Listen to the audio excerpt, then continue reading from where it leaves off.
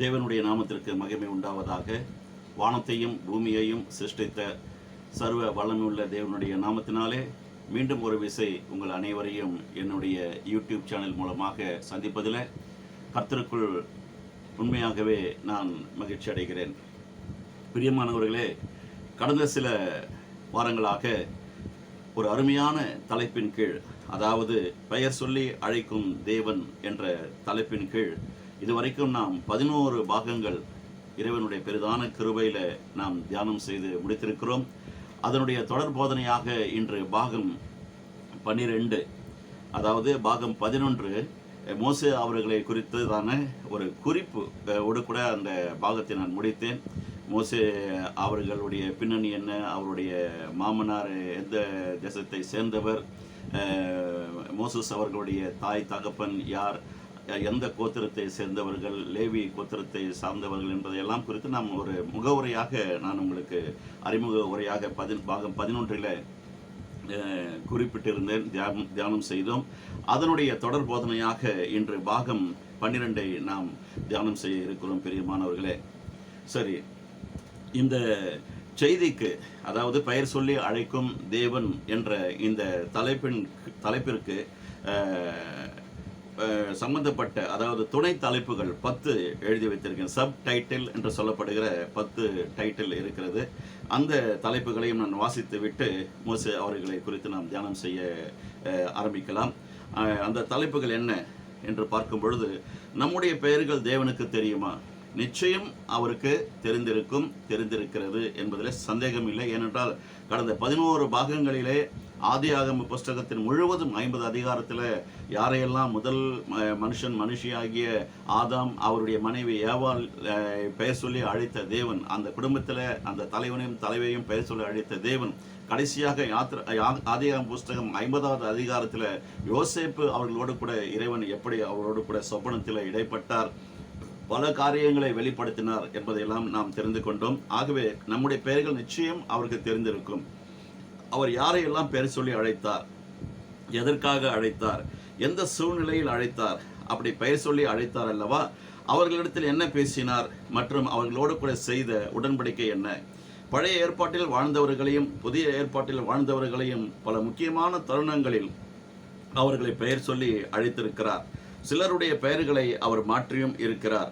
நம்முடைய பெயர்களை அவர் ஞாபகம் வைத்திருக்க ஏன் விரும்புகிறார்? நம்முடைய பெயர் மட்டும்தான் அவருக்கு தெரியுமா, அல்லது நம்முடைய விலாசம் மற்றும் செய்யும் தொழில் அனைத்தும் அவருக்கு தெரியுமா? இது எல்லாவற்றுக்குமே நம்முடைய வேதாகம புஸ்தகத்தில் பல குறிப்புகள் இருக்கிறது. அதை தான் நாம் ஒவ்வொன்றாக தியானம் செய்து கொண்டு வருகிறோம். பிரியமானவர்களே, கடைசியாக வெகு சிலரை பிறப்பதற்கு முன்பாகவே கூட அவர்களுக்கு இந்த பெயர் வைக்க வேண்டும் என்றும் சொல்லியிருக்கிறார் என்று நாம் பார்த்தோம். ஈசாக்கு என்று பெயரிடுவாயாக என்று அவர் இந்த மகன் பிறப்பதற்கு முன்பாகவே பெற்றெடுத்த தாய் தகப்பனிடத்தில் ஆபிரகாம் அவர்களிடத்திலும் சாராள் அவர்களிடத்திலும் அழகாக இறைவன் வந்துட்டு இந்த பெயர் தான் வைக்க வேண்டும், ஆண் குழந்தை பிறக்கப் போகிறது என்பதை கூட அந்த அழகாக, அது ஆனா பெண்ணா என்பதை கூட, ஏனென்றால் அவர் தானே நம்மை சிருஷ்டிக்கிறார். ஆகவே சிருஷ்டிகர்த்தர் அழகாக நம்மை குறித்து அறிந்து வைத்திருக்கிறார், ஆராய்ந்து வைத்திருக்கிறார். ஆகவே அவருடைய கண்களுக்கு முன்பாக ஒரு காந்தியும் மறைந்திருக்க வாய்ப்பில்லை. பிரியமானவர்களே, சரி, இந்த செய்தி பெயர் சொல்லி அழைக்கும் தேவன் என்ற இந்த தலைப்பு எங்கே இருந்து நான் எடுத்தேன், எந்த வேத புத்தகத்திலிருந்து நான் எடுத்தேன் என்று பார்ப்போம் என்று சொன்னால், முதலாவது 2 குறிப்புகள். முதலாவது ஆதியாகம புஸ்தகம் 32வது அதிகாரம் 28வது வசனம். அப்பொழுது அவர், உன் பேர் இனி யாக்கோபு என்னப்படாமல் இஸ்ரவேல் என்னப்படும், தேவனோடும் மனிதனோடும் போராடி மேற்கொண்டாயே என்று அழகாக இறைவன் சொல்லுகிறதாக நாம் பார்க்கிறோம். என்ன அவ்வளவு அழகா! இப்பொழுதும்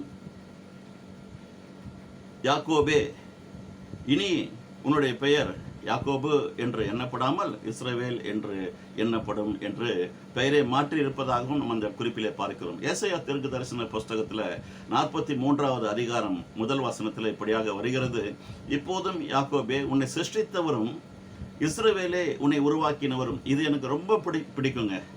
உலகத்தில் நிறைய குழப்பங்கள் உண்டு. யார் என்னை படைத்தது, யார் என்னை சிருஷ்டித்தது? சிலர் வந்துட்டு என் தாய் தகப்பன் தான் என்னை படைத்தார்கள், என்னை சிருஷ்டித்தார்கள், அவர்கள் தான் எனக்கு தெய்வம் என்றெல்லாம் சொல்லுகிறதே நாம் காதார கேட்பது உண்டு, பார்ப்பதும் உண்டு.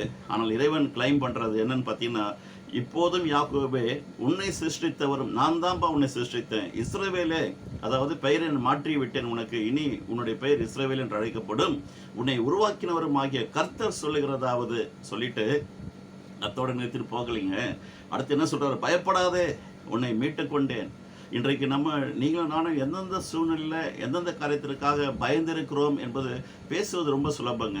எல்லா போதகர்களுமே அழகாக வேத வசனத்தை வாசித்து தியானம் செய்து அழகாக ஒரு ப்ராடக்டை கொண்டு வந்துட்டு என்ன பண்ணுறாங்க, இறைவனுடைய செய்தியை வந்துட்டு கொடுத்துட்டு போயிடுறோம். ஆனால் அந்த அந்த அந்த சூழ்நிலை ஊடாக, நிஜமான அந்த சூழ்நிலை ஊடாக நாம் கடந்து போகும் பொழுதுதான் நம்முடைய அந்த இருதயம் எப்படி படப்படுக்கிறது என்பதை கூட இறைவன் அறிந்திருக்கிறார், நாமும் அறிந்திருக்கிறோம். ஆகவே தான் சொல்லுகிறார், பயப்படாதே, உன்னை மீட்டு கொண்டேன், உன் பேர் சொல்லி அழைத்தேன், நீ என்னுடையவன் என்று சொல்லுகிறார். யாருமே உங்களையும் என்னையும் நீங்கள் வந்துட்டு எனக்கு சொந்தம் அப்படின்னு கிளைம் பண்ணவே முடியாதுங்க. இறைவன் ஒருவருக்கு தான் நம் அனைவரும் சொந்தம் என்பதை இந்த வேத வசனத்தின் மூலமாக நமக்கு புரிய வருகிறது, கண்கூடாக நாம் காணவும் முடிகிறது. பிரியமானவர்களே, இந்த அருமையான குறிப்பில் இருந்துதான், வேத வசனத்தில் இருந்துதான் இந்த பெயர் சொல்லி அழைக்கும் தேவன் என்ற தலைப்பை நான் தேர்ந்தெடுத்தேன். பிரியமானவர்களே, சரி, இந்த மோசே அவர்கள் குறித்து யாத்திராகம புஸ்தகத்தில் 2வது அதிகாரத்தில் 2வது வசனத்தில் இப்படியாக வருகிறது. மோசே என்றால் மிகவும் அழகுள்ளவர் என்று அங்கே எழுதப்பட்டிருக்கிறது. பிரியமானவர்களே, அதே அதிகாரத்தில் 2வது அதிகாரத்தில் 10வது வசனம், யாத்திராகம புஸ்தகம் 2வது அதிகாரத்தில் 10வது வசனத்தில் மோசே என்று பெயரை வந்துட்டு பெற்றெடுத்த தாயும் தகப்பனும் வைக்கவில்லை. அவருக்கு மோசே என்று பெயர் வைத்ததே யாருன்னு பார்த்தீங்கன்னா, எந்த ராஜ்யத்தை கவிழ்க்க போகிறாரோ அந்த மன்னனுடைய வீட்டில் வளர்ந்து கொண்டிருக்கிற அந்த ராஜாவுடைய பார்வோனுடைய மகள் வைத்த பெயர் தான் மோசே என்று 2வது அதிகாரம் 10வது வசனத்தில் நாம் பார்க்கிறோம். மோசே என்று பார்வோனுடைய குமாரத்தி பெயரிட்டால் ஜலத்திலிருந்து எடுத்தேன், ஆகவே இவருக்கு மோசே என்று பெயர் வைத்ததாக நாம் பார்க்கிறோம். பிரியமானவர்களே, சரி, இந்த யாத்திராகம புஸ்தகத்தில் முதல் வசனத்தில் நாம் பார்க்கும் பொழுது, 1வது அதிகாரம் 5வது வசனத்தில் பார்க்கும் பொழுது, யாக்கோபுடைய சந்ததியார், அதாவது யாக்கோபு எகிப்து தேசத்திற்கு வருவதற்கு முன்பாகவே அவருடைய 11வதாக பிறந்த மகன் யோசேப்பு அவர்கள் வந்துட்டு முன்கூட்டியே எகிப்து தேசத்திற்கு கடந்து போனார் என்று நாம் கடந்த 10 அதிகாரத்திற்குள்ளாகவே நாம் அதை தியானம் செய்து முடித்தோம். அப்படி அவரோடு கூட சேர்த்து யாக்கோபு குடும்பத்தார், யோசேப்பு மற்றும் தாய் தகப்பன், அவருடைய சகோதரர்கள், அவர்களுடைய பிள்ளைகள் எல்லோரும் சேர்ந்து 70 பேர், சுமார் அல்ல 70 பேர் சரியாக எகிப்து தேசத்திற்குள் நுழைந்தார்கள் என்று நாம் பார்க்கிறோம். அதே எகிப்து தேசத்திற்குள் நுழைந்த அந்த 70 பேர், அதாவது யாக்கோபுடைய குடும்பம், என்னாகம புஸ்தகத்தில் 2வது அதிகாரம் 32வது வசனத்தில் நாம் வாசிக்கும் பொழுது, அவர்கள் எகிப்திலிருந்து வெளியே வருகிறார்கள் அல்லவா, வாக்குத்தத்தம் செய்யப்பட்ட கானான் தேசத்திற்கு வரும் பொழுது சுமார் 6,35,500 பேர் என்று எழுதப்பட்டிருக்கிறது. பிரியமானவர்கள், நீங்களும் வாசித்து அதை தெரிந்து கொள்ளுங்கள். 400 வருடங்கள், 4 தலைமுறைகளாக ஆபிரகாம், ஈசாக்கு, யாக்கோபுடைய சந்ததி என்று சொல்லப்படுகிற நம்முடைய முற்பிதாக்களாகிய இஸ்ரவேலர்கள் என்று அழைக்கப்படுகிற, தேவனால் அழைக்கப்பட்ட, இனி அவனுடைய பெயர் யாக்கோபு என்று அழைக்கப்படாமல் இஸ்ரவேல் என்று அழைக்கப்படும் என்று சொன்னபடி அந்த சந்ததி, இஸ்ரவேல் சந்ததி 400 ஆண்டுகள், 4 தலைமுறையாக எகிப்து தேசத்தில் வாழ்ந்தார்கள் என்று நாம் பார்க்கிறோம். சரி, இப்பொழுது இந்த செய்தியை அடுத்த கட்டத்திற்கு கொண்டு போக வேண்டும் என்று நான் விரும்புகிறேன். எப்பொழுதுமே செய்தி ஆரம்பிப்பதற்கு முன்பாக ஒரு சில காரியங்களை உங்களுக்கு நான் பொதுவாக சொல்லுவது உண்டு. அதாவது, ஒரு வாகனம் சரியாக இயங்க வேண்டும் என்று சொன்னால் அதை தயாரித்தவர் எப்படி ஒரு அழகாக அதை பயன்படுத்த வேண்டும் என்று சொல்லி ஒரு குறிப்பேடு, கையேடு, மேனுவல் என்று சொல்லப்படுகிற அந்த புத்தகத்தை இலவசமாக பிரிண்ட் செய்து அந்த காரோடு கூட சேர்த்து கொடுப்பார்கள். அதை நாம் படித்து விட்டு தான் அதை சரியாக நாம் இயக்க வேண்டும் என்பது உற்பத்தியாளருடைய எதிர்பார்ப்பு, விருப்பம். அப்படி இருக்கும் பொழுதுதான் உற்பத்தி செய்தவருக்கும் மகிழ்ச்சி, பயன்படுத்துகிற நீங்களும் நானும் மகிழ்ச்சியோடு கூட அதை பயன்படுத்த முடியும். அந்த வாகனம் குறைந்தது 15 ஆண்டுகள் இயங்கும்படியாக அந்த உற்பத்தியாளர் அதை டிசைன் பண்ணி தான் சந்தைப்படுத்துகிறார். பிரியமானவர்களே, அதே போல மனுஷி என்று சொல்லப்படுகிற நீங்களும் நானும் இந்த ஆவி ஆத்மா சரீரத்தை பெற்று இருக்கிற நீங்களும் நானும் இறைவன் டிசைன் பண்ணியிருக்கிறபடி நம்முடைய ஆயுள் நாட்கள் 120 ஆண்டுகள் குறைந்தது வாழ வேண்டும் என்பதற்காக தான் ஆண்டவர் இதை அவ்வளோ அழகாக டிசைன் பண்ணியிருக்கிறார் பிரியமானவர்களே. ஆனால் என்ன செய்வது என்ன சொல்லுவது என்று புரியவில்லை. இறைவனுடைய அந்த குறிப்பேட்டை அறியாதவர்கள், இந்த மேனுவல் என்று சொல்லப்படுகிற இந்த ஹோலி பைபிளை வாசிக்க தவறுகிறவர்கள் தங்களுடைய வாழ்க்கையை விடுகிறார்கள் அல்லது மரித்து போய் விடுகிறார்கள் என்று சொல்லலாம். 20 வயது 25 30 வயது நிரம்புவதற்குள்ளாகவே நிறைய ஆண் பிள்ளைகளும் பெண் பிள்ளைகளும் மரித்து போகிறதை நாம் கண்கூடாக பார்த்து கொண்டிருக்கிறோம், செவியார கேட்டுக்கொண்டிருக்கிறோம் பிரியமானவர்களே. ஆகவே உங்களுக்கும் எனக்கும் இறைவன் கொடுத்திருக்கிற இந்த அறிவு, இந்த ஞானம், இந்த புத்தி நமக்கு இருக்கும் என்று சொன்னால், நான் ஏற்கனவே கடந்த பாகத்தில் சொல்லியிருந்தேன், 10+2 என்று சொல்லப்படுகிற அந்த +2 எக்ஸாமில் நீங்கள் நானும் பாஸ் பண்ண ஆக வேண்டும்.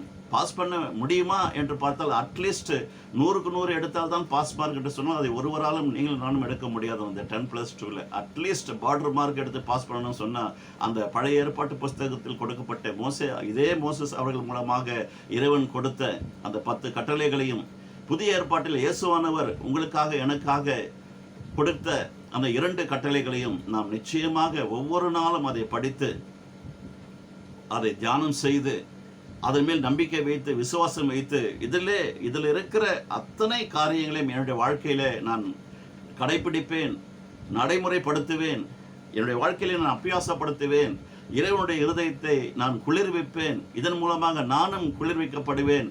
இறைவன் எதிர்பார்க்கிறபடி 120 ஆண்டுகள் இந்த பூமியிலே நான் வாழ்ந்து அநேகருக்கு நானும் ஆசீர்வாதமாக இருந்து அநேகருக்கு ஆசீர்வாதமாக இருப்பேன் என்கிற இதற்காக தானுங்க உங்களையும் என்னையும் டிசைன் பண்ணினாரு. இதற்காக தானே உங்களையும் என்னையும் இந்த பூமிக்கு கொண்டு வந்தாரு. எவ்வளோ அழகாக அந்த 2 குறிப்பை நம்ம பார்த்தோம். இப்போதும் யாக்கோபே, உன்னை சிருஷ்டித்தவரே நான் தான், இஸ்ரவேலே உன்னை உருவாக்கினவர் ஆகிய கர்த்தர் சொல்லுகிறதாவது என்று எவ்வளோ அழகாக சொல்றாரு. நம்முடைய தாய் தகப்பன் கூட இவ்வளவு புத்திமதிகளை கொடுக்க முடியுமா என்று பார்த்தால் கிடையாது. எல்லோருக்கும் தகப்பனும் எல்லோருக்கும் தாயுமாய் இருக்கிற எல்ஷடாய் என்னும் தேவன் நம்ம மேல் எவ்வளவு ஒரு அக்கறை உள்ளவராக இருந்து இவ்வளவு பெரிய பாட புத்தகத்தை நம்முடைய கையில கொடுத்திருக்கிறார் பிரியமானவர்களே. ரத்தின சுருக்கமாக பழைய ஏற்பாட்டு புஸ்தகத்தில் இருக்கிற அனைத்து ஆதியாகம புஸ்தகம் முதல் மல்கியா புஸ்தகம் வரைக்கும், அதே போல மத்தேயு எழுதின சுவிசேஷ புத்தகத்திலிருந்து வெளிப்படுத்தின விசேஷம் வரைக்கும் மொத்தம் 66 புத்தகங்கள் உண்டு. இதை அனைத்தையும் நாம் நிச்சயமாக படித்து புரிந்து வைத்திருக்க வேண்டும். எல்லாவற்றுக்கும் மேலாக பழைய ஏற்பாட்டில் கொடுக்கப்பட்ட அந்த 10 கட்டளைகளையும் புதிய ஏற்பாட்டில் கொடுத்திருக்கிற 2 கட்டளைகளையும் நாம் ஒவ்வொரு நாளும் நாம் அதை புரிந்து கொண்டு இந்த பூமியிலே நாம் வாழ்வோம் என்று சொன்னால் நிச்சயமாக நம்மை கர்த்தர் கீழாகாமல் மேலாக கொண்டு வந்து நிறுத்துவார் பிரியமானவர்களே. இதற்கு நானே உங்களுக்கு முன்பாக ஒரு உதாரணமாக, என் குடும்பம் ஒரு சாட்சியாக இருக்கிறது. அநேக குடும்பங்கள் வாழ்ந்து கொண்டிருக்கிறது. ஒரு போதனையாளராக இருந்து உங்களுக்கு முன்பாக ஒரு சாட்சி உள்ள ஜீவியத்தை வாழ முடிகிறது என்பதை இந்த நேரத்தில் கர்த்தருடைய சமூகத்தில் அமர்ந்து உங்களுக்கு சொல்ல நான் ஆசைப்படுகிறேன் பிரியமானவர்களே. சரி, 3வது அதிகாரத்திற்கு நேராக கடந்து போகலாம் என்று இருக்கிறேன். யாத்திராகம புஸ்தகம் 3வது அதிகாரம் மொத்தம் இருப்பது ஒரு 22 வசனங்கள். வேகமாக வாசித்து விடுகிறேன். இதில் நிறைய ரத்தின கற்கள் இந்த இடத்துல இருக்கிறது, பொக்கிஷங்கள் இந்த அத்தியாயத்தில் இருக்கிறது பிரியமானவர்களே. மோசே மீதியான் தேசத்து ஆசாரியனாய் இருந்த தன் மாமனாகிய எத்ரோவின் ஆடுகளை மேய்த்து வந்தான். அவன் ஆடுகளை வனாந்தரத்தின் பின்புறத்திலே ஓட்டி தேவ பர்வதமாகிய ஓரேப் மட்டும் வந்தான். அங்கே கர்த்தருடைய தூதனானவர் ஒரு முட்செடியின் நடுவில் இருந்து உண்டான அக்னி ஜுவாலையிலே நின்று அவனுக்கு தரிசனமானார். அப்பொழுது அவன் உற்று பார்த்தான். முட்செடி அக்னியினால் ஜுவாலித்து எரிந்தும் அது வெந்து போகாமல் இருந்தது. அப்பொழுது மோசே, இந்த முட்செடி வெந்து போகாது இருக்கிறது என்ன? நான் கிட்டே போய் இந்த அற்புத காட்சியை பார்ப்பேன் என்றான். அவன் பார்க்கும்படி கிட்ட வருகிறதை கர்த்தர் கண்டார். முட்செடியின் நடுவிலிருந்து தேவன் அவனை நோக்கி, மோசே மோசே என்று கூப்பிட்டார். அவன் இதோ அடியேன் என்றான். பாருங்க, அவர் நடந்து வர்றதை பார்க்கிறாரு. அவர் கிட்ட வருகிறதை கர்த்தர் காண்கிறார். அவர் எங்கேயோ உட்கார்ந்து இல்லைங்க, நம்மோட கூட இருக்கிறார். இம்மானுவேல் நாமத்தில் நம்மோட கூட இருக்கிறார். நம்முடைய ஒவ்வொரு அசைவையும், நம்முடைய சிந்தையில ஓடிக்கொண்டிருக்கிற ஒவ்வொரு சிந்தையினுடைய அந்த சிந்தையில ஏற்படுகிற அந்த வார்த்தையினுடைய சத்தத்தை கூட, அந்த மைண்ட் வாய்ஸை கூட கூர்ந்து கவனிக்கக்கூடிய இறைவன் தான் வானத்தையும் பூமியையும் படைத்த சர்வ வல்லமுள்ள தேவன் என்று சொல்லப்படுகிற நம்முடைய யெகோவா என்னும் தேவன். பிரியமானவர்களே, எவ்வளோ அழகா பாருங்க இந்த வசனம், எவ்வளோ இந்த இடத்துல பொருந்தது பாருங்க. பெயர் சொல்லி அழைக்கும் தேவன். அவன் பார்க்கும்படி கிட்ட வருவதை கர்த்தர் கண்டார். முட்செடியின் நடுவிலிருந்து தேவன் அவனை நோக்கி மோசே மோசே என்று கூப்பிட்டார். எவ்வளோ அழகா பார்த்தீங்களா? அவரை கூப்பிட்டவர் இன்னைக்கு உங்களையும் என்னையும் நம்முடைய பெயரை சொல்லி ஒவ்வொருவரையும் அழைத்து கொண்டிருக்கிறார். பிரியமானவர்களே, நான் ஒன்று சொல்ல வேண்டும் என்று ஆசைப்படுகிறேன். மீதியான் தேசத்து ஆசாரியனாய் இருந்த தன் மாமனாகிய எத்ரோவின் ஆடுகளை மேய்த்து வந்தான் என்று பார்க்கிறோம். இது பிறந்ததுமே அவருடைய காரியம் அப்படியாக இல்லைங்க. பிறந்ததே பார்த்தீங்கன்னா ஒரு அதிசயமான விதத்தில் அவர் காப்பாற்றப்பட்டு எகிப்து ராஜ்யத்திற்குள்ளே அவர் நுழைகிறார். சிறு குழந்தையாக இருக்கும் பொழுது யோசேப்பு அவர்கள் வாழ்ந்த நாட்கள் வரைக்கும் இருந்த அந்த எகிப்தில் ஆட்சி செய்த அந்த மன்னன், அந்த பார்வோன் மிகவும் நல்ல ஒரு மன்னனாக ராஜாவாக இருந்திருக்கிறார். ஆகவே தான் யாக்கோபு குடும்பத்தை அவர் தன்னுடைய தேசத்திற்குள்ளே கொண்டு வர அனுமதித்தார் என்று நாம் பார்க்கிறோம். யோசேப்பும் மரித்த பிறகு இன்னொரு ராஜா அந்த தேசத்தை ஆளுகை செய்ய வருகிறார் என்று நாம் பார்க்கிறோம். அந்த ராஜா உடைய மனநிலைமையை எப்படி இருக்கு பார்த்தீங்கன்னா, இஸ்ரவேல் ஜனங்களை ஒடுக்க வேண்டும், சாகடிக்க வேண்டும், நசுக்க வேண்டும். ஏனென்றால் எகிப்திலே பிறக்கிற பிள்ளைகளை எகிப்து தேசத்தில் எகிப்தியர்களுடைய பெண்கள் பெற்றெடுக்கிற பிள்ளைகளை பார்க்கணும். எபிரேயர் என்று சொல்லப்படுகிற நம்முடைய முற்பிதாக்கள் இஸ்ரவேலர்கள் பெற்றெடுக்கிற அந்த குடும்பத்தில் பிறக்கிற பிள்ளைகள் ஏராளமாய் பிறந்தார்கள். இரட்டை பிள்ளை, 3 பிள்ளை எல்லாம் பெற்றெடுத்திருப்பார்கள் போன்று எனக்கு தெரிகிறது. நிறைய பேர் பெற்றெடுத்தினால ஒரு கட்டத்தில் அவன் என்ன யோசிக்கிறான், நாம் இப்படியே இருந்து கொண்டிருந்தால் இவர்களுடைய அந்த பிறப்பினுடைய விகிதாச்சாரம் அதிகமாகிவிடும். ஒரு கட்டத்தில் அவர்களுக்கும் நமக்கும் யுத்தம் ஏற்பட்டால் அவர்கள் நம்மை ஈஸியாக அல்லது லகுவாக வென்று விடுவார்கள், நம்மை மடங்கடித்து விடுவார்கள் என்ற ஒரு எண்ணம் கொண்டு என்ன பண்ணுகிறார், அங்கே இருக்கிற நர்ஸுகளுக்கெல்லாம் ஒரு கட்டளை இடுறார். ஆண் பிள்ளைகள் 2 வருடத்திற்குள்ளே இருக்கிற ஆண் பிள்ளைகள் அல்லது கர்ப்பஸ்திரீகள் பெற்றெடுக்கிற அந்த பிறப்பிலேயே நீங்கள் பெண் பிள்ளையாக பார்ப்பீர்கள் என்று சொன்னால் அதை விட்டுவிடுங்கள், உயிரோடு கூட விட்டுவிடுங்கள். ஆண் பிள்ளையை பெற்றெடுப்பார்கள் என்று சொன்னால் அந்த ஆண் பிள்ளையை அன்றே நீங்கள் கொன்று போடுங்கள் என்று கட்டளையிட்டான் என்று முதல் அதிகாரம் 2வது அதிகாரத்தில் நாம் வாசிக்கும் பொழுது தெரிய வருகிறது. பிரியமானவர்கள், அந்த காலகட்டத்தில் தான் மோசே அவர்கள் பிறந்தார். அந்த குழந்தையை ஒரு 3 மாதம் இருக்கிற நேரத்தில் தாயும் தன்னுடைய மோசே அவர்களுடைய தமக்கை மிரியம் என்று சொல்லப்படுகிறவர்களும் என்ன செய்தார் என்று சொன்னால், அந்த குழந்தையை சாகடிக்க மனதில்லாமல், ஏனென்றால் எகிப்திலே இஸ்ரவேல் பெண்கள் பெற்றெடுத்த பிள்ளைகள் அதுவும் ஆண் பிள்ளைகளை கொன்று குவிச்சு போட்டுட்டான். அந்த நேரத்தில் இந்த குழந்தையை மோசே அவர்களை என்ன பண்ணுகிறார், பெற்றோர்கள் பத்திரமாக பெட்டியிலே பேழையிலே வைத்து அவரை அனுப்புகிறார். அந்த நேரத்தில் தான் அந்த மன்னனுடைய அந்த ராஜாவுடைய எகிப்து ராஜாவுடைய மகள் என்று சொல்லப்படுகிறவள் நதியிலே ஸ்நானம் பண்ண வரும்பொழுது இந்த குழந்தையுடைய சத்தத்தை கேட்டு அந்த குழந்தையை எடுக்கிறாள் என்று நாம் பார்க்கிறோம். அந்த குழந்தையை தான் வளர்க்க வேண்டும் என்று தன்னுடைய அரண்மனைக்கு கொண்டு போகிறாள் என்று பார்க்கிறோம். அதற்கு முன்பாக அந்த குழந்தையை வளர்ப்பதற்கு தான் பெற்றெடுத்த தாயிடத்திலேயே அந்த குழந்தையை விடுகிறாள். அந்த குழந்தையை பால் கொடுப்பதற்கு சம்பளத்தையும் அந்த மோசே அவர்கள் தன்னுடைய தாய்க்கு சம்பாதித்து கொடுத்திருக்கிறார் என்பதெல்லாம் வரலாறு. இப்படிப்பட்ட அந்த ஜலத்திலிருந்து தோன்றின அந்த மோசஸ் அவர்கள் மூலமாக அதே எந்த ஜலத்தில் அவர் தப்பித்து கொண்டு வருகிறாரோ அதே ஜலத்தில் இறைவன் 10 விதமான உபாதைகளை எகிப்து தேசத்தில் இருக்கிற அந்த அந்த எகிப்து மக்களுக்கு உபாதைகளாக கொடுத்து அவர்களை வெளியே வரவழைக்க செய்தார். இஸ்ரவேல் ஜனங்கள் வெளியே புறப்பட்டு வந்தார்கள். செங்கடலில் அந்த எகிப்து இராணுவம் அழிக்கப்பட்டது என்றெல்லாம் நாம் வரலாற்றிலே பார்க்கிறோம்.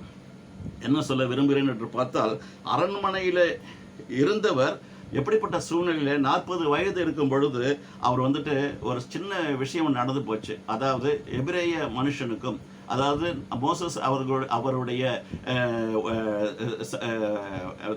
மோசஸ் அவருடைய அந்த வம்சத்தில் தோன்றுகிற அந்த எபிரேய சகோதரனுக்கும் எகிப்தில் இருக்கிற அந்த வம்சத்தில் வருகிற ஒரு சகோதரனுக்கும் ஏற்பட்ட சண்டை சச்சரவுகளில் இவர் உள்ளே நுழைந்து தன்னுடைய சகோதரனுக்கு விரோதமாக இந்த எகிப்தியன் எழும்பி வருகிறான் என்று சொல்லி யாருக்கும் தெரியாத நேரத்தில் அவனை கொன்று போட்டார் என்று பார்க்கிறோம்.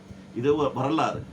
அந்த அந்த சம்பவம் வந்து மறுநாளிலேயே தெரிய வருகிறபடினாலே அவர் பயந்து ராஜாவுக்கு தெரிந்துவிட்டது, நிச்சயமாக நம்மை கொன்று போடுவார் என்று சொல்லி அவர் ஓடி போகிறதாக நாம் பார்க்கிறோம். இப்படிப்பட்ட வரலாறு தான் எப்பொழுது நடக்கிறது என்று சொன்னால், 3 மாதத்தில் அரண்மனைக்குள் நுழைகிற மோசஸ் அவர்கள் 40 வயது வரைக்கும் அரண்மனையில் ராஜாவுக்கு அடுத்த ஸ்தானத்தில் இருந்து மிகவும் சந்தோஷமாக அனுபவித்து வந்த தன்னுடைய வாழ்க்கையை ஒரு நொடி பொழுதில் காரியங்கள் மாறுதலாக முடிகிறது. பிரியமானவர்களே, இப்படிப்பட்ட சூழ்நிலைகள், இப்படிப்பட்ட சோதனைகள் நமக்கு கூட வரலாம், வந்திருக்கிறது.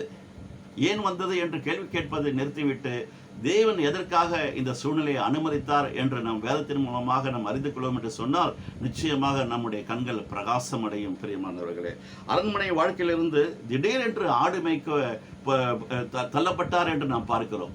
மீதியான் தேசத்து ஆசாரியனாய் இருந்த தன் மாமனாகிய எத்ரோவின் ஆடுகளை மேய்த்து வந்தான் என்று பார்க்கிறோம். கிட்டத்தட்ட 40 ஆண்டுகள் ஆடுகளை மேய்க்கக்கூடிய ஒரு மேய்ப்பனாக இருந்திருக்கிறார் மோசே அவர்கள். பிரியமானவர்களே, இன்னொரு காரியத்தை பார்ப்போம் என்று சொன்னால், ஆடு மேய்க்கும் வாழ்க்கையிலிருந்து அரண்மனை வாழ்க்கைக்கு கொண்டு போகப்பட்டவர் யாருன்னு பார்த்தீங்கன்னா யோசேப்பு அவர்கள். மோசே அவர்கள் அரண்மனையிலிருந்து ஆடு மேய்க்க தள்ளப்படுகிறார். ஆடுகளை மேய்த்து கொண்டிருந்த யோசேப்பு அவர்கள் அரண்மனை வாழ்க்கை வரைக்கும் இறைவனால் கொண்டு போக முடிகிறது. எதற்காக சொல்கிறேன் என்று சொன்னால், எந்த சூழ்நிலையிலும் நாம் தேவனை நோக்கி நாம் பார்த்து கொண்டு இருப்போம் என்று சொன்னால், எப்படிப்பட்ட காரியங்கள் நம்முடைய வாழ்க்கையில மேலே அல்லது கீழே, அப்சைட் டவுன் என்று சொல்லுவார்கள், இந்த உலகம் அப்படிப்பட்ட ஒரு சூழ்நிலையில் தான் கடந்து கொண்டு இருக்கிறது, போய்கொண்டிருக்கிறது. பிரியமானவர்களே, நீங்களும் நானும் இறைவனால் பெயர் சொல்லி அழைக்கப்பட்ட பிள்ளைகளாக இருக்கிறபடினால், தேவன் நம்மோடு கூட உடன்படிக்கை செய்திருக்கிறபடினால், நிச்சயமாக வாக்குத்தத்தம் பண்ணினவர், அவர் உண்மையுள்ளவர், வாக்கு மாறாதவர், நம்மை முடிவு பரியந்தம் நம்மை நடத்த வல்லவர் என்பதை நாம் மறந்து போகவே கூடாது. பிரியமானவர்களே, 5வது வசனத்தை வாசிக்கிறேன். யாத்திராகம புஸ்தகம் 3வது அதிகாரம் 5வது வசனம். அப்பொழுது அவர், இங்கே கிட்டி சேராக உன் கால்களில் இருக்கிற பாதரட்சியை கழற்றி போடு, நீ நிற்கிற இடம் பரிசுத்த பூமி என்றார். பின்னும் அவர், நான் ஆபிரகாமின் தேவனும் ஈசாக்கின் தேவனும் யாக்கோபின் தேவனும் உன் பிதாக்களுடைய தேவனுமாய் இருக்கிறேன் என்றார். மோசே தேவனை நோக்கி பார்க்க பயந்ததினால் தன் முகத்தை மூடிக்கொண்டான் என்று பார்க்கிறோம். அப்பொழுது கர்த்தர், எகிப்தில் இருக்கிற என் ஜனத்தின் உபத்திரவத்தை நான் பார்த்து ஆளோட்டிகளின் நிமித்தம் அவர்கள் இடுகிற கூக்குரலை கேட்டேன். அவர்கள் படுகிற வேதனைகளையும் அறிந்திருக்கிறேன். அவர்களை எகிப்தியரின் கைக்கு விடுதலையாக்கவும் அவர்களை அந்த தேசத்தில் இருந்து நீக்கி கானானியரும் ஏத்தியரும் எமோரியரும் பெரிசியரும் ஏவியரும் எபூசியரும் இருக்கிற இடமாகிய பாலும் தேனும் ஓடுகிற நலமும் விசாலமுமான தேசத்தில் கொண்டு போய் சேர்க்கவும் இறங்கினேன் என்று தேவன் சொல்லுகிறார். எப்படிப்பட்ட சூழ்நிலை பாருங்க.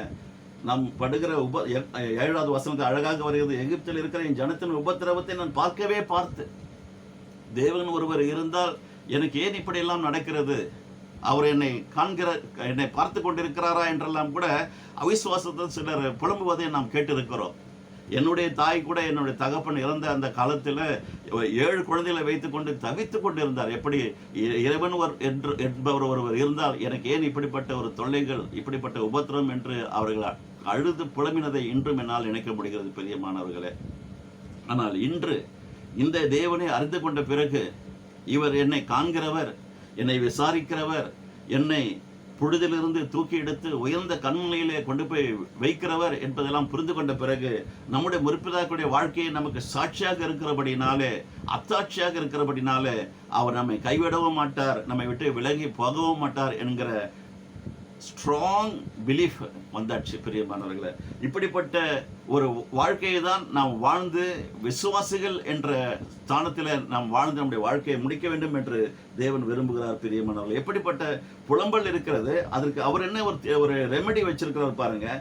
பாலும் தேனும் ஓடுகிற நலமும் விசாலமுமான தேசத்தில் கொண்டு போய் சேர்க்கவும் இறங்கினேன்னு சொல்றாரு.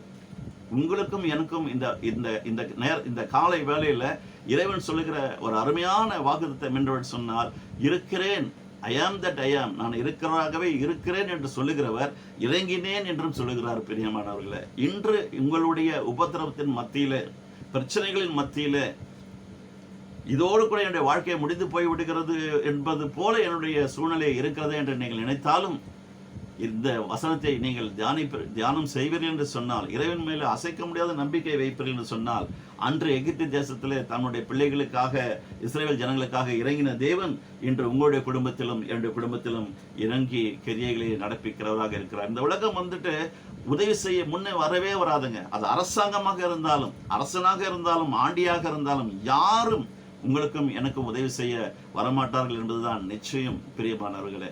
ஆகவே தான் இறைவன் சொன்னார், நாசிலே சுவாசம் உள்ள மனுஷனை நம்புவதற்கு அவன் எம்மாத்திரம். மனுஷனை நம்பக்கூடாது என்பதை ஆண்டவர் அவர் தான் படைத்தார். அவரே வந்துட்டு சர்டிபிகேட்டும் கொடுக்கிறார், அவர்களை நம்பாதீங்க, நான் தான் உனக்கு நாசிலே சுவாசத்தை ஊதினவர், நான் தான் உன்னை சிருஷ்டித்தவர், நான் தான் உன்னை பெயர் சொல்லி அழைத்த தேவன். ஆகவே என்னை நோக்கி நீ பார், என்னை நோக்கி பார்க்கிற பொழுது நீ வெட்கப்பட்டு போவதில்லை என்ற இறைவன் சொல்லுகிறார். இப்பொழுதும் இஸ்ரவேல் புத்திரரின் கூக்குரலின் சன்னதியில் வந்து எட்டினது எகிப்தியர் அவர்களை ஒடுக்குதலையும் கண்டேன். நீ இஸ்ரவேல் புத்திரராகிய என் ஜனத்தை எகிப்திலிருந்து அழைத்து வரும்படி உன்னை பார்வோனிடத்திற்கு அனுப்புவேன், வா என்றார். எவ்வளோ ஒரு அருமையான பியூட்டிஃபுல் காலிங் பிரியமானவர்களே. லிட்ரலா ஒரு முறை இல்லை, 2 முறை இல்லைங்க, 100 கணக்கான முறை வேதத்தில் நம்ம வாசிக்கிறோம். தேவன் மோசேயை நோக்கி என்று பல இடங்களில், 100 கணக்கான இடங்களில் அவர் வந்து பேசி என்ன செய்ய போகிறேன் என்பதை சொல்லிக்கொண்டே வருவதை நாம் யாத்ராகம புஸ்தகம் முழுவதையும் நாம் வாசித்து பார்க்கும் பொழுது இதுதான் நாம் புரிந்து கொள்ள முடிகிறது. 11வது அதிகாரம். அப்பொழுது மோசே தேவனை நோக்கி, பார்வோனிடத்திற்கு போகவும் இஸ்ரவேல் புத்திரரை எகிப்திலிருந்து அழைத்து வரவும் நான் எம்மாத்திரம் என்றான். அதற்கு அவர், நான் உன்னோட கூட இருப்பேன். நீ ஜனத்தை எகிப்திலிருந்து அழைத்து வந்த பின் நீங்கள் இந்த மலையிலே தேவனுக்கு ஆராதனை செய்வீர்கள், நான் உன்னை அனுப்பினேன் என்பதற்கு இதுவே அடையாளம் என்றார். என்ன மாதிரி ஒரு கான்ஃபிடென்ட் அஷூரன்ஸ் கொடுக்கிறார் பாருங்க. அவர் சொல்லியும் செய்யாது இருப்பாரா? சொல்லுகிற தேவன், சொன்னால் அதை அப்படியே செய்கிற தேவன். இதுவே இந்த மலையே உனக்கு சாட்சியாக இருக்கும், ஆகவே நீ தைரியமா புறப்பட்டு போகலாம் என்று இறைவன் அவரை பலப்படுத்துகிறார் பிரியமானவர்களே. அப்பொழுது மோசே தேவனை நோக்கி, நான் இஸ்ரவேல் புத்திரரிடத்தில் போய் உங்கள் பிதாக்களுடைய தேவன் உங்களிடத்தில் என்னை அனுப்பினார் என்று அவர்களுக்கு சொல்லும் போது அவருடைய நாமம் என்ன என்று அவர்கள் என்னிடத்தில் கேட்டால் நான் அவர்களுக்கு என்ன சொல்லுவேன் என்றான். இது ஒரு சரியான கேள்விதான். அதற்கு தேவன், இருக்கிறவராகவே இருக்கிறேன், ஆங்கிலத்தில் இப்படியாக வருகிறது, ஐ ஆம் தட் ஐ ஆம் என்று மோசேயுடனே சொல்லி, இருக்கிறேன் என்பவர் என்னை உங்களிடத்திற்கு அனுப்பினார் என்று இஸ்ரவேல் புத்திரரோடு கூட சொல்வாயாக என்றார். இது என்னங்க பெயர்? அவருடைய கேரக்டர். அவர் வந்து நம்மை விட்டு விலகுவதும் இல்லை, கைவிடுவதும் இல்லை என்ற வேதத்தில் நாம் வாசிக்கிறோம். அவருடைய கேரக்டர் என்னன்னு பார்த்தீங்கன்னா, is our father, is our mother, is our creator. ஆகவே அவர் என்ன சொல்லுகிறார், நான் இருக்கிறேன், உன்னோட கூட இருக்கிறேன், நீ தனியான ஆள் அல்ல, நீ ஒரு தனி மனுஷனும் அல்ல, நான் உன் தகப்பன், நான் உன்னை சிருஷ்டித்த தகப்பனும் தாயுமா இருக்கிறேன், நான் உன்னுடைய தேவன், நான் உன்னுடைய ஆண்டவன், நான் உனக்கு உன்னை ஆளுகை செய்கிற மகாராஜா. ஆகவே நான் இருக்கிறேன், உன்னோடு கூட இருக்கிறேன், நீ போ, தைரியமாக போ என்று இறைவன் அவரோடு கூட பேசி தைரியம் படுத்துகிறதை நாம் பார்க்கிறோம். 15வது வசனத்துல, மேலும் தேவன் மோசேயை நோக்கி, ஆபிரகாமின் தேவனும் ஈசாக்கின் தேவனும் யாக்கோபின் தேவனுமாகி இருக்கிற உங்கள் பிதாக்களுடைய தேவனாகிய கர்த்தர் என்னை உங்களிடத்துக்கு அனுப்பினார் என்று நீ இஸ்ரவேல் புத்திரருக்கு சொல்வாயாக. என்றைக்கும் இதுவே என் நாமம், தலைமுறை தோறும் இதுவே என் பேர் பிரஸ்தாபம் என்பதை நாம் வாசிக்கிறோம். பாருங்க, இந்த வசனத்துல, இந்த 15வது வசனத்துல தேவன் மோசேயை நோக்கி, ஆபிரகாமின் தேவனும் ஈசாக்கின் தேவனும் யாக்கோபின் தேவனும் 3 தலைமுறைகளுடைய பெயரை ஞாபகம் வைத்து வரிசையா சொல்றாருங்க. யாக்கோபு கிட்ட பேசும்பொழுது, நான் உன் தகப்பனாகிய ஈசாக்குடைய தேவனும் முற்பிதாவாகிய ஆபிரகாமுடைய தேவனும் சொல்லுவார். இப்பொழுது யார்கிட்ட பேசுறாரு? அந்த ஆபிரகாம் சந்ததியிலிருந்து வருகிற அவர்களுடைய பேரனாகிய மோசே இடத்துல பேசும்பொழுது தன்னுடைய பிள்ளைகளுடைய 3 தலைமுறையிலே தோன்றின பிள்ளைகளை குறித்து அழகாக சொல்லுகிறார் பெரியமானவர். இப்பொழுது சொல்லுங்கள், உங்களுடைய பெயரையும் என்னுடைய பெயரையும் அவர் ஞாபகம் வைத்திருப்பாரா இல்லையா என்பதை நீங்கள் சொல்ல வேண்டும், நீங்கள் புரிந்து கொள்ள வேண்டும் பெரியமானவர்களே. 16வது வசனம், நீ போய் இஸ்ரவேலின் மூப்பரை கூட்டி அவர்களிடத்தில் ஆபிரகாம், ஈசாக்கு, யாக்கோபு என்பவர்களுடைய தேவனாய் இருக்கிற உங்கள் பிதாக்களுடைய தேவனாகிய கர்த்தர் எனக்கு தரிசனமாகி உங்களை நிச்சயமாய் சந்தித்த எகிப்திலே உங்களுக்கு செய்யப்பட்டதை கண்டேன் என்றும், நான் உங்களை எகிப்தின் சிறுமையிலிருந்து நீக்கி பாலும் தேனும் ஓடுகிற வாழுகிற தேசமாகிய கானானியர், ஏத்தியர், எமோரியர், பெரிசியர், ஏவியர், எபூசியருடைய தேசத்துக்கு கொண்டு போவேன் என்று சொன்னேன் என்றார் என்று சொல்லு. அவர்கள் உன்னுடைய வாக்குக்கு செவி கொடுப்பார்கள். அப்பொழுது நீயும் இஸ்ரவேலின் மூப்பரும் எகிப்தின் ராஜாவிடத்தில் போய், எபிரேயருடைய தேவனாகிய கர்த்தர் எங்களை சந்தித்தார். இப்பொழுதும் நாங்கள் வனாந்தரத்திலே 3 நாள் பிரயாணம் போய் எங்கள் தேவனாகிய கர்த்தருக்கு பலியிடும்படி எங்களை போக விட வேண்டும் என்று சொல்லுங்கள். ஆனாலும் எகிப்தின் ராஜா கை வல்லமை கண்டால் வழியே உங்களை போக விடான் என்று நான் அறிவேன். ஆகையால் நான் என் கையை நீட்டி எகிப்தின் நடுவிலே நான் செய்யும் சகலவித அற்புதங்களாலும் அதை வாதிப்பேன். அதற்கு பின் அவன் உங்களை போக விடுவான். அப்பொழுது இந்த ஜனங்களுக்கு எகிப்தியரின் கண்களில் தயவு கிடைக்க பண்ணுவேன். நீங்கள் போகும்போது வெறுமையாய் போவதில்லை. ஒரு அழகா தீர்க்க தரிசனம் உரைக்கிறார் நம்முடைய தேவன். நீங்கள் வெறுமையாய் போவதில்லை. இதை நோட் பண்ணி வச்சு கொள்ளுங்க பிரியமானவர்களே. இன்றைக்கு ஒருவேளை நம்முடைய சூழ்நிலை வெறுமையாய் இருப்பது போல இருக்கலாம். ஆனால் காலம் மாறும். ஏனென்றால் தேவன் நம்மோடு கூட இருக்கிறார். நான் கடந்த ரட்சிக்கப்பட்டு 33 ஆண்டுகள் முடிந்து 34வது ஆண்டிலே நான் வாழ்ந்து கொண்டிருக்கிறேன்.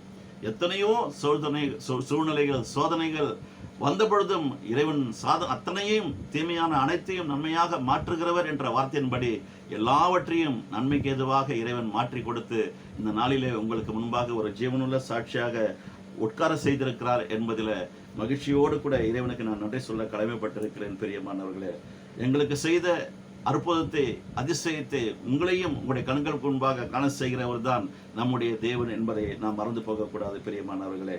அப்பொழுது இந்த ஜனங்களுக்கு எகிப்தியரின் கண்களில் தயவு கிடைக்க பண்ணுவேன். நீங்கள் போகும்போது வெறுமையாய் போவதில்லை. ஒவ்வொரு ஸ்திரீயும் தந்தன் அயலகத்தாரிடத்திலும் தந்தன் வீட்டில் தங்குகிறவர்களிடத்திலும் வெள்ளி உடைமைகளையும் பொன் உடைமைகளையும் வஸ்திரங்களையும் கேட்டு வாங்குங்கள்.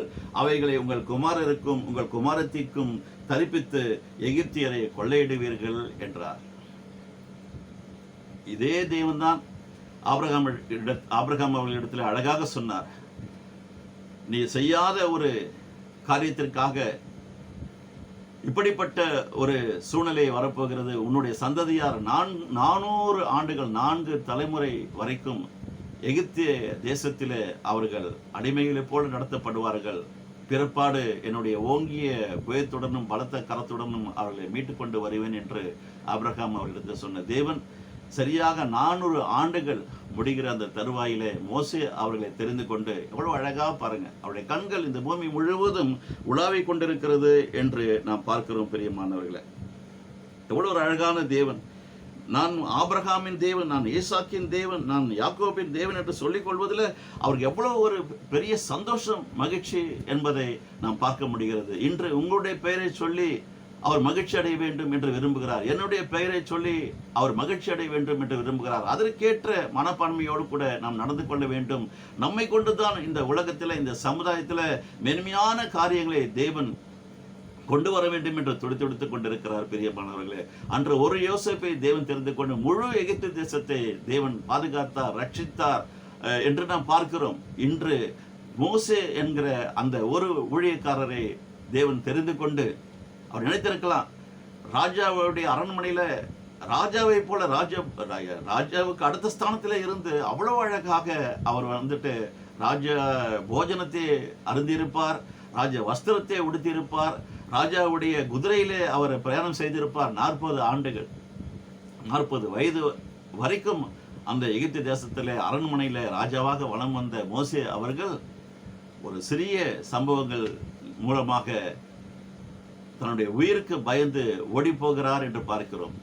அதற்கு பிறகுதான் மீதியான் தேசத்து ஆசாரியனாகிய எத்ரோ அவர்கள் என்று சொல்லப்பட்டிருக்கிற அந்த ஊழியக்காரருக்கு 7 பெண் பிள்ளைகள் என்று நம் வேதத்திலே வாசிக்கிறோம். முதலாவது பிறந்த மகளை தான் மோசஸ் அவர்கள் திருமணம் செய்து கொண்டார் என்று பார்க்கிறோம். அந்த மோசஸ் அவர்களுக்கு 2 ஆண் பிள்ளைகளை பிறந்ததாக நாம் கடந்த பாகத்திலே நாம் பார்த்தோம். பிரியமானவர்களே, 40 ஆண்டுகள் ராஜ்ய வாழ்க்கை, அதற்கு பிறகு 40 ஆண்டுகள் ஒரு மெய்ப்பனை போல தன்னுடைய மாமனார் தன்னுடைய திருமணம் செய்து கொண்ட அந்த குடும்பத்தில் ஒரு மகனாக, ஆண் பிள்ளை இல்லாத அந்த இடத்துல ஒரு ஆண் பிள்ளையாக, ஆண் மகனாக மோசஸ் அவர்கள் அந்த மீதியான் தேசத்து ஆசாரியர் என்று சொல்லப்படுகிற அந்த எத்ரோ அவர்களுடைய வீட்டில் 40 ஆண்டுகள் தன்னுடைய பணியை செவனே செய்து நற்பெயரை பெற்றவர்.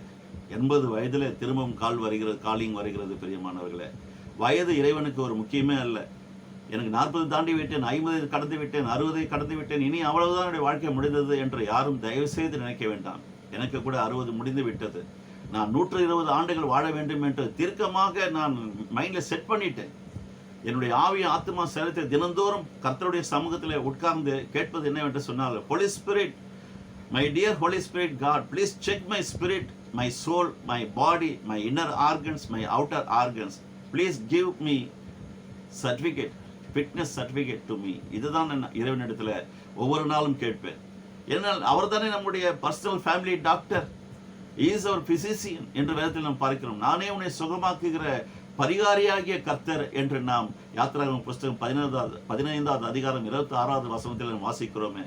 உலகத்தில் எத்தனையோ மருத்துவர்கள் இருக்கலாம், ஆனால் மருத்துவர்களுக்கெல்லாம் மருத்துவர், ஒரு அருமையான சர்ஜன் என்று ஆதியாகமம் புஸ்தகத்தில் ஆதாம் அவர்களுக்கு விழாவை எலும்பை எடுத்து அதை சதையினால் அடைக்கும் பொழுதே நான் அந்த காரியங்களை கூட உங்களுக்கு நான் சொல்லியிருந்தேன்.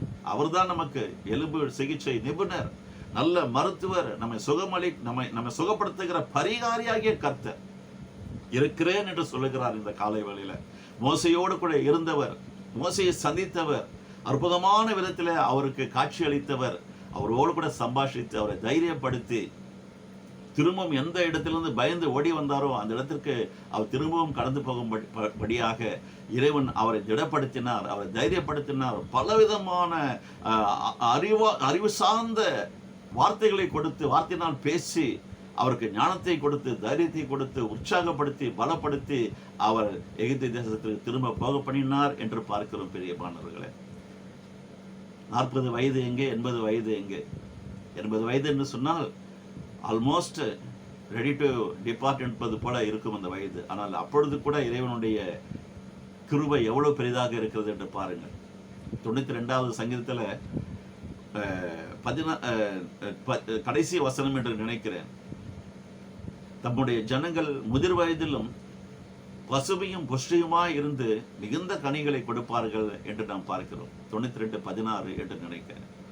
அது மாதிரி இந்த தேவனை அண்டிக் கொண்டிருக்கிற நீங்களும் நானும், அவரை நோக்கி பார்க்கிற நீங்களும் நானும், அவருடைய வார்த்தைகளை வாசிக்கிற விசுவாசிக்கிற அவர் யோசுவாவிடத்தில் சொல்லும் பொழுது இரவும் பகலும் இந்த வார்த்தையின் மேல் நீ தியானம் செய்து கொண்டிரு என்று சொல்லியிருந்தாரே, அதே போல இன்று நீங்களும் நானும் இரவும் பகலும் இறைவனுடைய வார்த்தையின் மேல் நாம் அக்கறையோடு கூட தியானம் செய்து வருவோம் என்று சொன்னால் நிச்சயமாக கர்த்தர் பெரிய காரியங்களை செய்வார். பிரியமானவர்களே, கடைசியாக ஒரே ஒரு வார்த்தையை வாசித்து விட்டு இந்த செய்தியை இத்தோடு நான் முடிக்கலாம் என்று இருக்கிறேன்.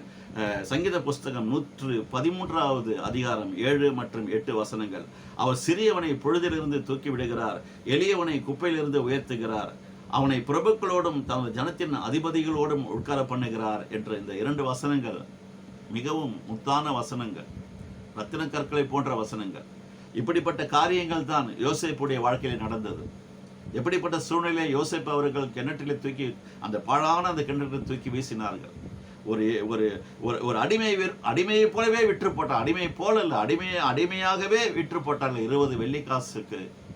இதே எகிப்து தேசத்தில் கடந்து போன அந்த வியாபாரிகள், இஸ்மவேலர்கள் என்று சொல்லப்படுகிற அந்த வியாபாரிகள், மிகவும் அருமையான தலைப்பின் கீழே நாம் கடந்த 11 பாகங்களை தியானம் செய்து வந்திருக்கிறோம். பெரியமானவர்களே, எந்த எகிப்து தேசத்திற்கு அவர் அடிமையாக விற்கப்பட்டாரோ அந்த தேசத்திலே கர்த்தர் அவரை உயர்த்தினார். பாருங்கள், எந்த ராஜ்யாங்கத்திலிருந்து வெளியே வந்தாரோ திரும்பவும் அந்த ராஜாவுக்கு எதிராகவே நின்று, எந்த ஜலத்தில இருந்து தப்பித்து மோசே அவர்கள் அரண்மனைக்குள்ள போகிறாரோ அவர் மூலமாக எகிப்து இராணுவம் முழுவதையும் செங்கடலிலே கழுத்து போடக்கூடிய ஒரு நல்ல ஒரு தீர்க்கதரிசியாக, ஊழியக்காரனாக தன்னுடைய குமாரனாகிய மோசே அவர்களை தெரிந்து கொண்டார் இறைவன் என்று பார்க்கும் பொழுது ஆச்சரியமாக இருக்கிறது. இந்த கல்லில் மோதுகிறவன் எவனோ அவன் அந்த கல்லினால் அவன் நொறுங்கி போவான் என்று நாம் பார்க்கிறோம். ஆகவே இறைவனுடைய வார்த்தைக்கு நீங்களும் நானும் செவி கொடுத்து பயந்து நடுங்கி அவருடைய இருதயத்தை குளிர்விப்போம் என்று சொன்னால், அவருடைய இருதயத்திற்கு ஏற்றபடியே நாம் நடந்து கொள்வோம் என்று சொன்னால், நிச்சயமாக இன்று நாம் இருப்பதை பார்க்கிலும் 100 மடங்கு 1000 மடங்கு பழுகுவோம், பெருகுவோம். யாரும் நோய் ஒடுக்கவும் முடியாது, நம்மை நறுக்கவும் முடியாது பிரியமானவர்களே. காரணம், உலகத்தில் உள்ளவனை பார்க்கிலும் உங்களுக்குள்ளும் எனக்குள்ளும் இருக்கிற இறைவன் மிகவும் பெரியவர் என்பதை அணித்தனமாக சொல்ல நான் ஆசைப்படுகிறேன். மோசேயை உயர்த்தின தேவன், யோசேப்பு அவர்களை உயர்த்தின தேவன் இன்று உங்களையும் என்னையும் உயர்த்ததான் இந்த காலை வேளையில உங்களையும் என்னையும் சந்திக்க இந்த செய்தியின் மூலமாக, பெயர் சொல்லி அழைக்கும் தேவன் என்ற இந்த செய்தியின் மூலமாக தேவன் நம்மோடு கூட சம்பாஷித்துக் கொண்டிருக்கிறார். பிரியமானவர்களே, விசுவாசத்தில் தயவு செய்து வல்லவர்களாக இருங்கள். உலகத்தில் என்ன வேண்டுமானாலும் நடக்கட்டும், பொருளாதாரம் சரிக்கு கீழே விழட்டும், போகமும் வரட்டும், எரிமலை கொதிக்கட்டும், வெடிக்கட்டும், பஞ்சம் உண்டாகட்டும், ராஜாங்கம் கவிழ்க்கப்படட்டும், நீங்களும் நானும் பயப்பட தேவையே இல்லை பிரியமானவர்களே. ஏனென்றால் வானத்தையும் பூமியையும் படைத்த சர்வ வளமுள்ள தேவன் இருக்கிறேன் என்று சொல்லுகிறார். என்னுடைய அலுவலகத்தை இப்பொழுது ரெக்கார்ட் பண்ணி கொண்டிருக்கிறோமே, இந்த இடத்துல, இந்த அலுவலகத்தில் நான் திரும்பி காட்ட முடியாது. என்னுடைய டோரில் ஐ ஆம் தட் ஐ ஆம் என்று தான் எழுதி வைத்திருக்கிறது. 27 ஆண்டுகளுக்கு முன்பாக இந்த அலுவலகத்தை, இந்த ஆஃபீஸை, என்னுடைய பிஸ்னஸ்க்காக நான் ஆயத்தப்படுத்தப்பட்ட அலுவலகம் இது. அப்பொழுது எழுதின பெயர் இன்றும் அப்படியே இருக்கிறது, ஐ ஆம் தட் ஐ ஆம். எனக்கு அவ்வளோ பிடிக்கும். அவருக்கு பெயர் என்பதே கிடையாது. நம்முடைய முற்பிதாக்கள் வைத்த பெயர் தான் 16 நாமங்கள் அவருக்கு வழங்கினார்கள். என்னை காண்கிறவரை நான் கண்டேன் என்று சொன்னார் ஆகார் அவர்கள்.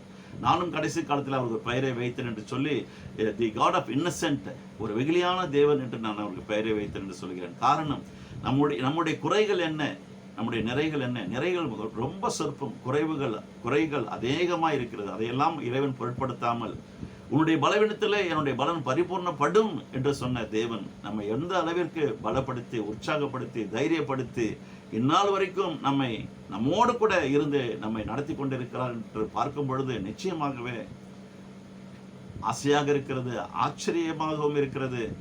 அவர் மேல் இன்னும் அதிகமாக நம்பிக்கை வைக்க வேண்டும் என்று தோன்றுகிறது. பிரியமானவர்களே, அவர் நேற்றும் இன்றும் என்றும் மாறாத தேவனாக இருக்கிறபடினாலே நிச்சயமாக தொடர்ந்து நம்முடைய வாழ்க்கையில ஒளிமயமான எதிர்காலம் இருக்கும். பூஞ்சோலை எப்படி பூத்து குலுங்குகிறதோ அது போல நம்முடைய குடும்பம், நம்முடைய பிள்ளைகள், நம்முடைய கையின் பிரயாசங்கள் எல்லாம் இருக்கும் என்று சொல்லி இந்த அருமையான நேரத்தில் இறைவனுடைய நாமத்தில் உங்கள் அனைவரையும் ஆசீர்வதித்து இந்த 12வது பாகத்தை நான் முடித்துக் கொள்கிறேன். இன்னும் சில தினங்களிலே 13வது பாகத்தின் ஊடாக நான் உங்களை சந்திக்க வருவேன். அது வரைக்கும் கர்த்தர் தாமே நம்மோடு கூட இருப்பாராக. மீண்டும் ஒரு விசை உங்கள் அனைவருக்கும் என்னுடைய வணக்கத்தை தெரிவித்துக் கொண்டு விடைபெறுகிறேன். நன்றி, வணக்கம். God bless you all. Bye bye.